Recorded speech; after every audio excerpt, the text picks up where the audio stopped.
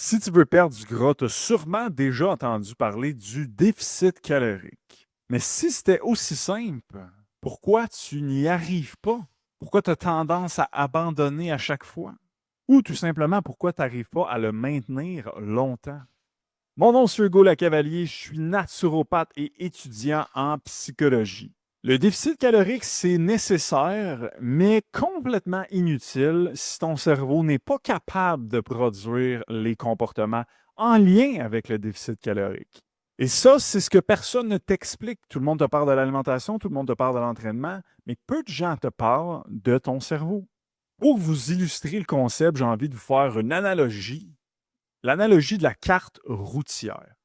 Le déficit calorique, c'est comme si tu veux t'en aller, mettons qu'on dit, on va s'en aller au Maine. Je sais pas trop c'est où le Maine, là, dans le sens que je sais que c'est aux États-Unis, là, inquiétez-vous pas. Mais vous voulez aller au Maine, OK? Là, vous prenez la carte routière, vous savez que c'est comme, ah, faut que je passe par là, faut que j'aille par là, faut que j'aille par là. Parfait, on sait tout quoi faire. Là, vous arrivez dans l'auto, il n'y a pas de gaz, il y a une roche énorme dans même sur le frein, et les pneus sont crevés. Asti, on s'en va pas au même. C'est parce que la carte routière n'était pas bonne, on ne savait pas comment se rendre? Non. C'est parce que l'auto n'est pas en mesure de se rendre.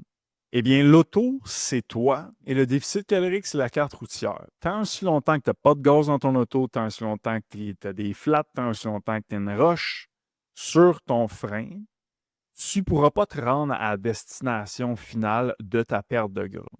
Et c'est ça qui se passe avec le déficit calorique. Les gens, ils savent quoi faire en majorité, mais ils ne le font pas, ou du moins, ils ne le font pas pour une période assez longtemps pour le maintenir. Ça veut dire que le vrai problème ne concerne pas le déficit calorique, donc ne concerne pas la carte routière, mais le vrai problème concerne l'auto et donc concerne toi. Et je ne suis pas en train de dire que tu es le problème, c'est juste illustrer que l'enjeu ne réside pas au niveau de la carte routière, mais bien plus au niveau de l'automobile. Donc, dans la vidéo d'aujourd'hui, je vais vous expliquer ce que j'entends par dire par un déficit calorique et comment avoir une F1 plein de gaz, pas de flat, prête à se rendre à destination une bonne fois pour toutes.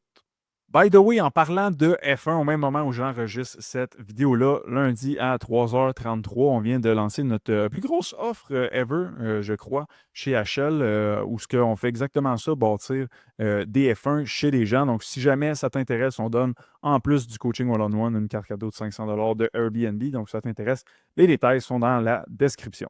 All right, commençons par l'explication d'un déficit calorique. Et je vous dis, je vais partir du très théorique, très froid, de genre, voici, je vais bâtir là, la carte routière au complet avec vous. Voulez vous rendre au Maine, faire du surf? Parce que oui, tu peux faire du surf au Maine. Vous voulez? Bon, vous la bâtir au grand complet que vous autres aujourd'hui.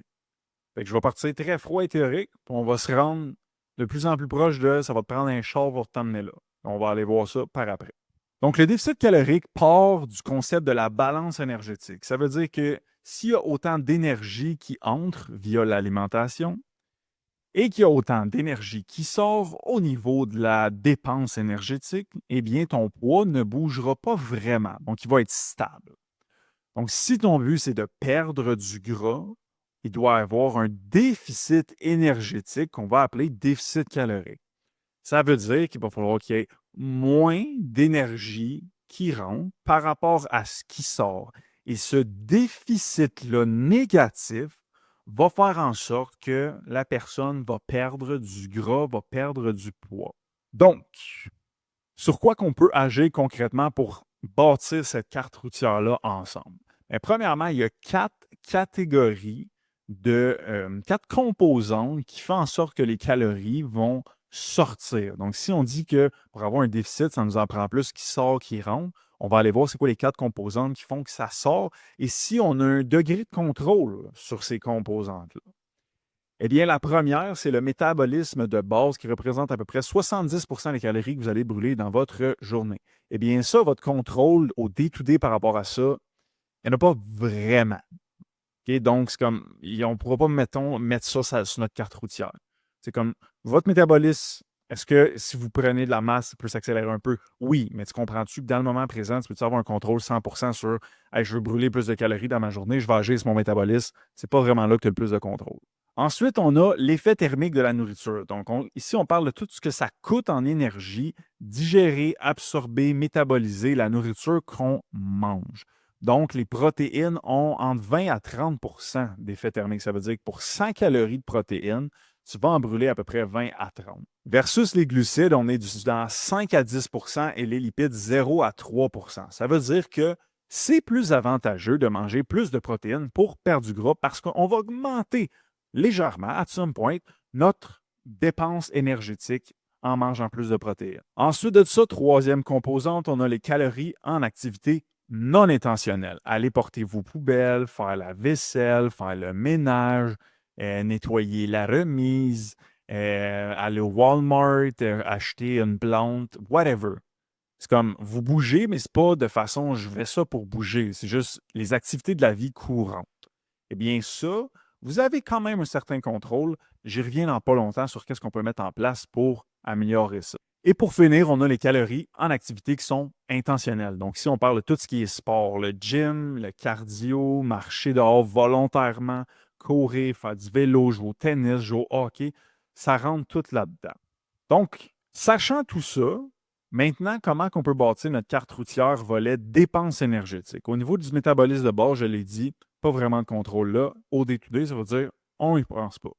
Au niveau de l'effet thermique de la nourriture, ben là, je l'ai dit, il faut manger plus de protéines, ça va aider. On pourra aller chercher, selon la science, un 1,2 g à 1,5 g de protéines par litre de poids de corps à tous les jours. Ça aura un effet positif sur notre dépense énergétique. Ensuite, on arrive dans les calories en activité qui sont non intentionnelles. Comme je l'ai dit, laver la vaisselle, faire ces affaires-là.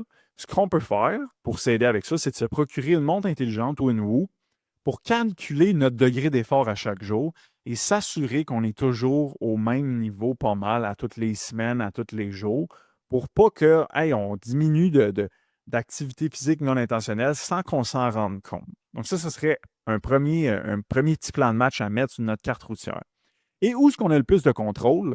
C'est les calories en activité intentionnelle. Ça le dit, intentionnel veut dire que j'ai bien du contrôle. Donc, ici, on parle de, on fait du sport, on va au gym, on fait du cardio, on bouge, on fait des sports qu'on aime. C'est vraiment ici que ça va se passer. Donc, maintenant qu'on a notre plan de match au niveau de la dépense énergétique sur notre carte routière, il faut aller voir aussi qu'est-ce qui entre comme énergie, comme calories, et donc l'alimentation. Il va falloir qu'on s'assure d'une alimentation le moins transformée, le plus de qualité possible, parce que, point de vue santé, c'est mieux. Et deux, ben, les aliments qui sont transformés sont souvent très, c'est comme ça ne remplit pas et c'est très calorique, fait qu'on a tendance à en manger beaucoup plus. Ils sont très hauts en, je me rappelle plus du terme, là, mais en anglais, c'est comme c'est très goûteux, donc on a tendance à vouloir encore là en manger plus parce que c'est très dopaminergique. Donc, on réduit le plus possible les aliments transformés. Ce serait notre premier point de départ avec l'alimentation. On réduit nos portions un petit peu pour qu'il y ait moins de calories qui rentrent. Et les snacks en fin de soirée, les snacks du week-end, ben, on les réduit le plus possible. On peut s'en garder un peu, bien évidemment, mais on les réduit le plus possible. Ah, puis il faut aussi réduire l'alcool. Hein? Tu ne pourras pas boire 15 verres semaine, penser perdre du gras. Puis il faut aussi couper quand même un peu les restaurants, puis le Uber Eats, ces affaires-là. Tu pourras en prendre ici et là, mais à toutes les semaines, 3-4 fois semaine, c'est sûr que ça va être difficile de perdre du gras. Puis il faut aussi que tous tes petits Starbucks le matin avant d'aller à la job, qui a 700 calories parce qu'ils mettent 3 pouces de caramel, je ne sais pas quoi, ça aussi, c'est un point que ça se peut, il va falloir que tu diminues si tu veux perdre du gras. Donc, j'espère que vous êtes heureuse, parce que je vous ai bâti votre carte routière. Vous allez aller faire du surf au Maine. Ah, vous avez tout, là. Tout ce que je viens de vous dire là, c'est comme, tout est là, là. Tout est là. Tout. J'ai-tu dit que tout est là? Tout est là. Si tu voir une autre vidéo sur le déficit calorique, ça serait la même chose. C'est les mêmes concepts tout le temps. La carte routière ne changera pas. Tu veux te rendre au Maine, tu ne passeras pas par Bagdad. Mais c'est comme, c'est la même route, maudite affaire. C'est la même chose avec un déficit calorique. Donc, maintenant que votre carte routière est faite, ça va vous prendre un char pour vous rendre là? On n'est pas d'accord? Eh bien, basculons maintenant du côté sur pourquoi ça ne marche pas, le déficit calorique. On va aller dans la dépense énergétique en premier. On va retourner dans notre plan de match de notre carte routière et on va voir pourquoi ça ne marche pas. Juste avoir une carte routière. Premièrement, j'ai dit que ça va prendre 1,2 g à 1,5 g de protéines par livre de poids de corps selon la science pour justement maximiser l'effet thermique. Pour qu'un humain fasse ça, ça va lui prendre des raisons identifiées, intégrées et intrinsèques de le faire. Parce que s'il n'y a pas ces raisons-là, ça ne t'offrira pas. Donc, à la base, ça part de c'est quoi tes raisons de perdre du gras, puis ça a sweet fuck all rapport avec un déficit calorique. Ensuite, j'ai dit pour les calories en activité non intentionnelle, ça va nous prendre idéalement une montre, quelque chose qui track si notre niveau d'effort à tous les jours est à la même place. Pour ça, ça va te prendre des raisons identifiées, intégrées et intrinsèques de faire ça. Ça part de pourquoi tu veux perdre du gras à base. Ça a crissement pas rapport avec le déficit calorique, encore une fois. Puis, ça va te prendre également une bonne gestion des émotions négatives parce que si tu vois que ton effort est plus bas, il faudrait que tu l'augmentes. Ben, t'as bien beau avoir des bonnes raisons. Si les émotions négatives, on ne veut pas en vivre, on va les éviter et on ne fera pas l'action. Et le dernier point, c'est les calories en activité intentionnelle, les sports, aller au gym, etc. Les steps de cardio. Pour qu'un humain fasse ça, ça va lui prendre des raisons identifiées, intégrées, intrinsèques de le faire. Sinon, ça ne durera pas. Ça part de pourquoi tu veux perdre du gras. Ça n'a pas rapport avec un déficit calorique. Après ça va te prendre également les activités physiques que tu aimes. Donc ça prend, première chose, une connaissance de soi. Si on ne sait pas qui nous sommes, c'est dur de savoir qu'est-ce qu'on aime. Et pour le savoir, il faut que tu essayes des choses. Et qui dit essayer des choses dit émotions négatives. Et si on cherche à ne pas en vivre et on ne les régule pas de la manière la plus adéquate possible, eh bien, on ne va pas explorer et donc on ne saura pas qu'est-ce qu'on aime et donc on n'aura pas de motivation intrinsèque pour bouger et le déficit calorique va prendre le bord assez vite. Et encore une fois, ça va te prendre une bonne gestion des émotions négatives parce que même si tu aimes bien le sport que tu as à faire, si jamais ça ne te tente pas, eh bien, il va quand même falloir à some point que tu le fasses. Donc, la régulation des émotions vient jouer également ici. Donc, vous voyez déjà là, vous avez bien beau avoir la carte routière, si les raisons derrière lesquelles on veut se rendre à destination, donc notre perte de gras, ne sont pas identifiées, intégrées, intrinsèques, on ne se rendra pas. Puis ça a zéro rapport avec un déficit calorique. Et on n'aura tout simplement pas le gaz nécessaire dans notre voiture. Et deuxième point, si on n'a pas une régulation émotionnelle qui est adéquate, ça veut dire qu'on part avec une roche grosse de même sur notre frein. Essaye de te rendre, toi, au Maine, avec une roche grosse de même sur ton frein. Ça ne marchera pas. Donc, si ces deux points-là ne sont pas optimisés, le char n'avancera pas. Puis si tu as des motivations autres que identifier, intégrer, intrinsèque, on appelle ça une motivation introjectée qui est plus du type social, hey, là, ça se peut que tu aies du gaz comme pas possible. Là, ça va y aller. Sauf que tout le long que tu roules, ça coule. Puis tu te rends à moitié, tu es rendu, je sais pas, moi, à Sherbrooke. Je ne sais même pas si faut que tu passes par Sherbrooke, mais mettons, faut que tu passes par Sherbrooke. Tu arrives à Sherbrooke, et voilà, il n'y a plus de gaz, puis on arrête. Et c'est ça, l'effet yo-yo! Welcome in the game! Tu peux te faire un bout là-dessus, mais ça coule, ça fait rien que couler. Puis à un moment donné, tu n'as plus de gaz, puis on arrête d'être constant. Mais quand tu es branché sur du identifié, intégré, intrinsèque, tu as en masse de gaz, puis tu es capable de t'arrêter puis gazer. Mais si tu n'es pas là-dessus, on joue au yo-yo comme ça, parce que notre tank a fait juste se vider. Maintenant, allons voir l'alimentation. J'ai dit qu'il fallait bien manger des aliments de qualité, réduire, voire limiter les snackings, peu de restaurants, peu de take-out, réduction de l'alcool, puis peu de petits restos Starbucks, ces affaires-là ici et là. Eh bien, ça va te prendre des bonnes raisons identifiées, intégrées, intrinsèques de faire ces deuils-là de renforcement externe. Sinon, ça ne t'offrira pas.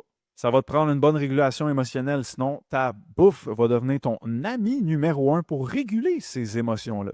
Et ça va te prendre une bonne satisfaction dans la majorité de tes sphères de ta vie. Sinon, ils vont venir contaminer de façon émotion négative ta sphère du fitness. Et encore une fois, la nourriture va devenir un puissant ami pour les réguler. Donc, encore une fois, c'est la même chose pour l'alimentation. Ça nous prend des raisons identifiées, intégrées, intrinsèques pour avoir du gaz dans notre auto pour se rendre.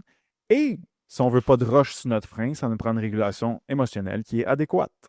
C'est pour ça que la vraie discussion, c'est comment je développe des raisons identifiées, intégrées, intrinsèques pour me rendre à destination pour ma perte de gras. Puis comment je peux développer une bonne régulation émotionnelle pour ne pas passer mon temps avec une roche sur mon frein.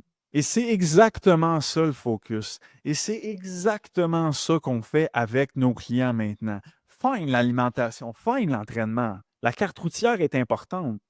On va travailler sur le char, par exemple, parce que c'est le char qui se rend là. Donc, c'est exactement ça qu'on fait avec nos clients pour développer leur F1, maximiser leur gaz et minimiser leur roche sur leur frein. Et je te le rappelle qu'en ce moment, il y a notre plus grosse offre ever et il reste à l'heure où on se parle une seule place de disponible. Donc, j'espère que maintenant tu sais quoi faire pour créer un déficit calorique, mais surtout tu comprends pourquoi ça dure rarement dans le temps. C'est pas un manque de volonté, c'est pas un manque de discipline, c'est pas whatever quoi d'autre que vous allez entendre sur les réseaux sociaux. C'est juste que ta voiture a pas assez de gaz ou il y a un trou dans ta tank, fait que tu fais juste te rendre là, tu reviens là. Ou il y a juste une roche ben trop grosse qui est déposée sur ton frein. Puis la bonne nouvelle avec ça, c'est que ça se travaille. C'est pas juste une question d'aller voir qu'est-ce qui se passe dans ton alimentation ou qu'est-ce qui se passe dans ton entraînement. Il y a également une question de qu'est-ce qui se passe dans ton cerveau. Et si tu te sens prêt ou prête à faire ce travail-là, eh bien, je suis convaincu que tu sais où nous trouver.